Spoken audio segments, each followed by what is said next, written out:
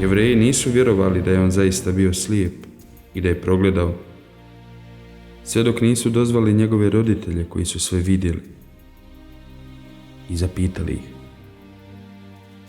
je li ovo vaš sin za kojega tvrdite da se slijep rodio? Kako to da sada vidi? Roditelji odgovore: znamo da je ovo naš sin i da se rodio slijep, ali ne znamo kako je progledao ni komu je otvorio oči. Odrastao je i neka sam govori, njega upitajte. Njegovi roditelji su tako rekli zbog straha od Jevreja koji su objavili da će svako koga prizna za Mesiju biti izbačen iz sinagoge. Zato odgovore: odrastao je, njega upitajte. Farizeji tada drugi put pozovu bivšega slijepca: odaj slavu Bogu, znamo da je taj čovjek grešnik. A on odgovori: je li grešnik, ne znam, ali jedno znam, bio sam slijep, a sada vidim. Pitaju ga: ali šta ti je učinio? Kako ti je vratio vid?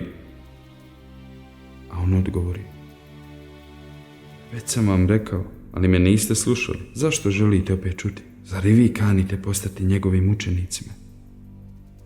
Tada ga počnu vrijeđati: ti si njegov učenik, a mi smo Mojsijevi učenici. Znamo da je Bog govorio Mojsiju, a za ovoga ne znamo ni odakle. A čovjek odgovori: u tome jeste stvar. Vratio mi je vid, a vi ne znate ni odakle. Znamo da Bog ne sluša grešnike, ali sluša one koji ga se boje i ispunjavaju njegovu volju. Nikada se još nije čulo da je ko vratio vid slijepcu od rođenja. Da taj čovjek nije od Boga, ne bi mogao ništa učiniti. A oni rekoše: zar ćeš nas ti učiti? Ti koji si rođen u potpunom grijehu? I izbace ga. Kad je Isus čuo da su ga izbacili, pronađe ga i veli mu: vjeruješ li u Sina čovječijega? Čovjek odgovori: a ko je on, Gospodine, da u njega vjerujem? Isus mu kazao: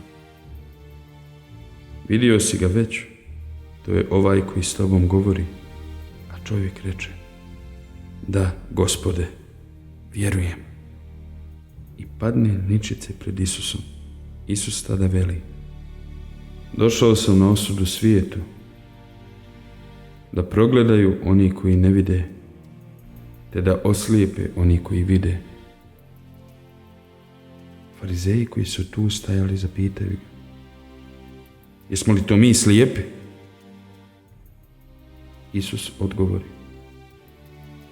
da ste slijepi, ne biste imali grijeha, ali vaš grijeh ostaje, jer tvrdite da vidite.